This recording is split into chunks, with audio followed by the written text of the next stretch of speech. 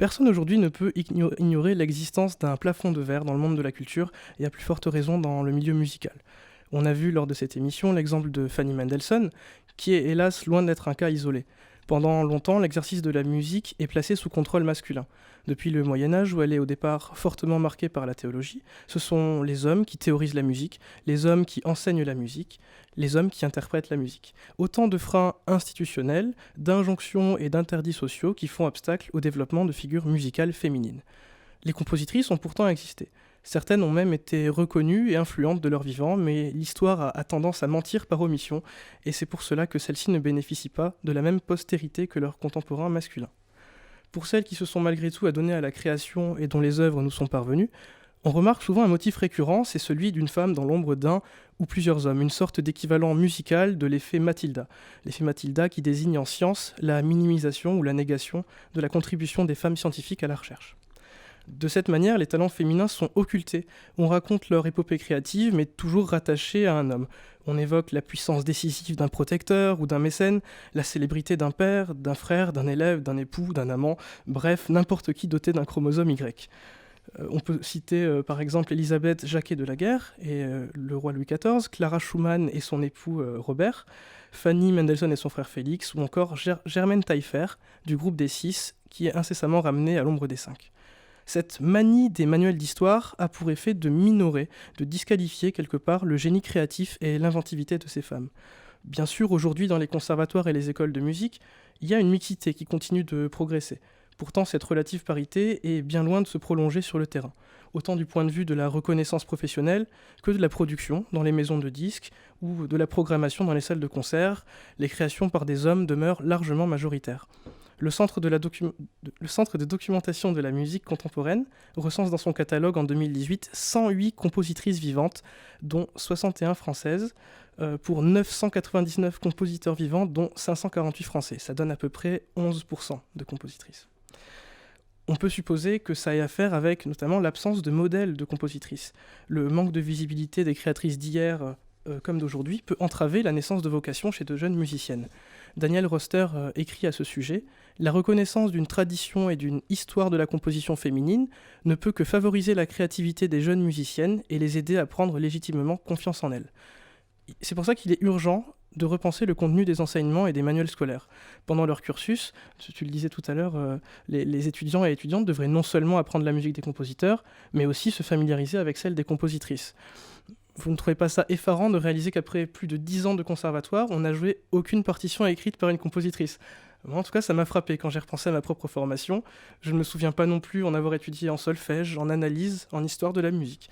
Même les noms de salles qui portent le nom de compositeurs et musiciens sont quasiment tous masculins. Et c'est sans parler des programmes imposés dans les concours, même les plus prestigieux. Ce manque de figures visibles au sein même de l'enseignement et des pratiques professionnelles participe à entretenir l'invisibilisation et la marginalité des femmes compositrices. C'est pour cela qu'aujourd'hui, j'ai voulu donner la parole à une compositrice contemporaine et connaître son regard sur ces questions. On va tout de suite entendre quelques extraits de cet échange enregistré en différé. Donc bonjour Eliane Aberdam, tu es compositrice, titulaire d'un doctorat en composition de Berkeley en Californie, et tu enseignes maintenant cette discipline à l'université de Rhode Island depuis 2001. D'abord, merci d'avoir accepté de me rencontrer et d'échanger pour l'émission Tempo. C'est mon plaisir. Donc d'abord, pour commencer, comme c'est le sujet de l'émission, je voudrais te demander quel rapport tu entretiens avec des compositrices de l'histoire de la musique, comme Fanny Mendelssohn notamment. Est-ce que tu as été exposé à ces figures pendant ta formation ou est-ce que tu t'y intéressais par toi-même et aussi, est-ce que peut-être ça a joué un rôle dans ton parcours? Alors, dans mon parcours en tant qu'étudiante, j'ai été très peu exposée aux compositrices du passé, mais dans les quelques années passaient, il y a de plus en plus eu d'intérêt pour les compositrices du passé. Euh, donc, j'ai beaucoup cherché à exposer aussi mes élèves à ces compositrices. Clara Schumann, Fanny Mendelssohn. Oui. Bien sûr, il y a la compositrice moyenâgeuse que tout le monde connaît, Oui. Hildegard von Bingen. Voilà. Alors, elle, oui, j'avais été exposée. parce qu'il y avait des CD qui sortaient un peu partout dans les années 90, j'imagine que c'était sa grande gloire. Euh, et, euh, et donc oui, c'était quelque chose dont on parlait et dont on parlait beaucoup. D'accord. Donc c'est à moi maintenant d'exposer mes élèves à l'œuvre de ces compositrices, mais pas celle seulement du passé, aussi à celle du présent. Oui. Et j'imagine que celle dont je parle beaucoup à mes élèves, c'est Kaya Saariaho, qui est une compositrice finlandaise qui est passée par l'IRCAM et que j'ai eu le plaisir de rencontrer et, et dont je connais les œuvres et qui m'a beaucoup influencée dans ma manière de voir les choses. Est-ce que tu peux nous en dire plus sur ton parcours, ta formation et comment en es-tu arrivée à te dire que tu voulais être compositrice? Est-ce que ça s'est imposé à toi comme une évidence? Est-ce que justement il y a eu des figures modèles, qui t'ont inspirée? Alors, je peux dire qu'en fait, non, c'était pas du tout quelque chose à laquelle je pensais quand j'étais enfant.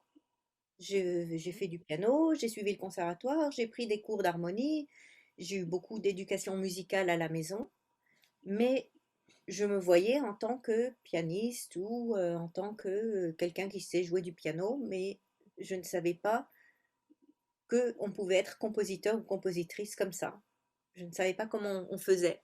Et c'est par hasard, c'est un pur hasard, euh, qui m'a fait devenir compositrice. Je suis partie en Israël à l'âge de 18 ans.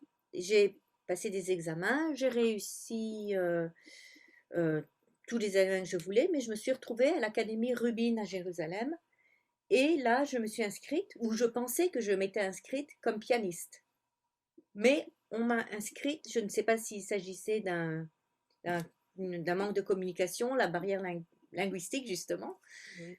qui m'a fait, qui a fait que je me suis inscrite sans le savoir dans un parcours de compositrice.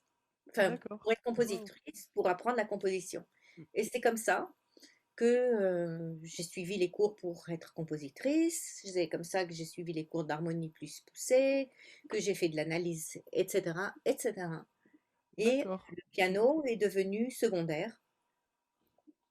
D'accord, donc finalement tu t'es retrouvée dans ce cursus et tu t'es pris d'affection tu t'es prise d'affection pour cette Oui, discipline, et ça m'a pris un peu longtemps parce qu'en fait, c'était pas quelque chose que j'avais vraiment réalisé que je voulais faire.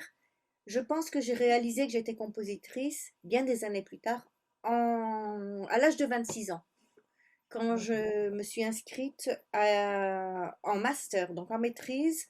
Je me suis inscrite aux États-Unis, à l'Université de Pennsylvanie, Mmh. et c'est à ce moment-là que je me suis dit, ça y est, je suis compositrice. D'accord. Donc je le suis devenue un petit peu malgré moi, si c'est si l'on veut. Euh, et j'ai décidé de suivre ce que j'étais devenue. D'accord, donc finalement on ne naît pas compositrice, on le devient.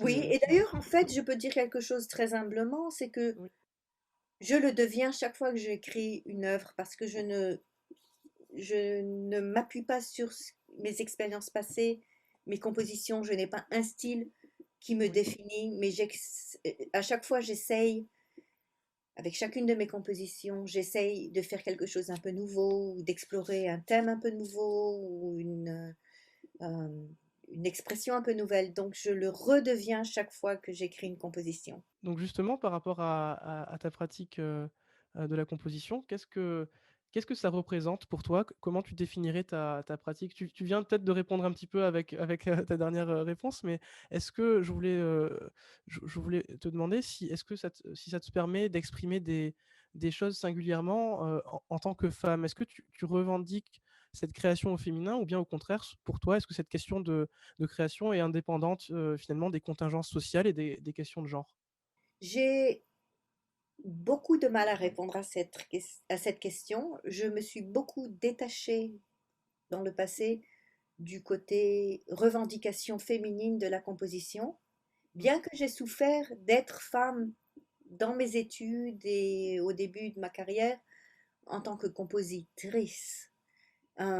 Et malgré tout, je n'ai pas, quand j'écris de la composition, c'est une identité qui n'est ni femme ni homme qui écrit, c'est une identité qui est moi. Malgré les années passées, malgré disons, les efforts faits pour que les femmes participent au monde musical au même niveau que les hommes, ou même si ce n'est pas défini par genre nécessairement, mais bon, quel, qu'elle quel- quel que soit le niveau de fluidité, il Mm, y a quand même beaucoup, beaucoup, beaucoup plus d'hommes mm. qui participent à cette éducation musicale.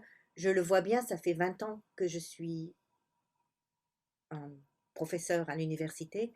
Je vois bien le nombre d'étudiants qui font de la composition par rapport aux étudiantes qui font de la composition. Oui. C'est donc un milieu qui est peut-être assez dur, assez difficile pour les femmes, tu dirais. Est-ce que toi, personnellement, donc tu as rencontré des difficultés ou des obstacles dans ton parcours? Et au contraire, est-ce que tu sens qu'aujourd'hui, il y aurait une amélioration qui s'esquisse ou une reconnaissance qui s'installe? Alors il y a 25 ans, 30 ans, oui. Maintenant, je pense que personne n'oserait me dire ce que je me suis entendu dire il y a 30 ans. Par exemple, quand j'étais à l'Académie Rubin, mon prof de composition ne me voyait pas du tout comme compositrice. Il me voyait comme une libraire de musique travaillant dans une bibliothèque pour travailler en tant que bibliothécaire dans le monde de la musique, certes, mais il a été, je pense, très surpris de me voir vouloir m'inscrire à l'université de Pennsylvanie et d'aller vouloir faire mes études, prolonger mes études en maîtrise. Et il m'a quand même écrit une lettre de recommandation, mais je pense qu'il avait en tête que je ne deviendrais pas compositrice. Ça, D'accord. c'est un exemple. Un autre exemple, je me suis fait renvoyer mes compositions à la tête. Par exemple, le premier violoniste d'un quatuor à cordes que j'étais allée voir dans mon innocence, parce que je venais d'écrire un quatuor à cordes. Et on m'a dit, ben non, mais ça, c'est pas du Brahms, c'est pas du Mozart. Voilà, pour qui je me prends? Voilà. Ah oui. Oui, Waouh. voilà. Et aujourd'hui, tu dirais que on va vers quelque chose de quand même Ah ben, plus il y a plus de égalitaire. respect. Oui. Il y a plus de respect, Mhm. je pense que oui, il y a du progrès. En tout cas, c'est ce que je ressens aux États-Unis. Je voulais te demander donc, qu'est-ce que ça a impliqué d'être compositrice au XXIe siècle, en plus de composer de la musique? Est-ce que ça va de pair avec une pratique de soi, si j'ose dire, ou un certain engagement? C'est une pratique très méticuleuse, qui prend du temps, très solitaire, sauf au moment des enregistrements ou au moment bon, de la production, disons des concerts et des répétitions.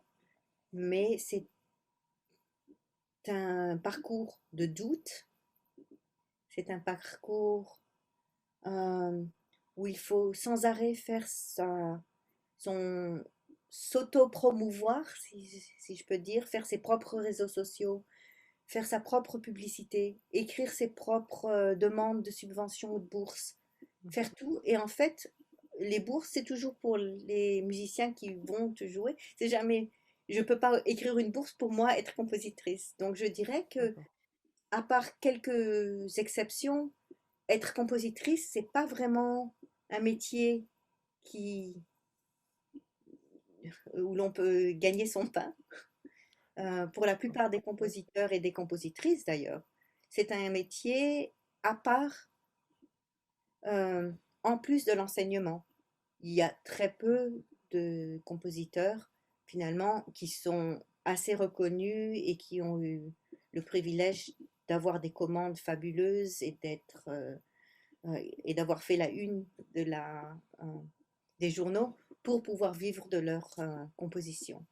Il y a aussi peut-être le manque de visibilité des compositrices femmes qui fait que pour des jeunes étudiantes ou qui se cherchent, peut-être il y a peut-être aussi un manque de figures modèles.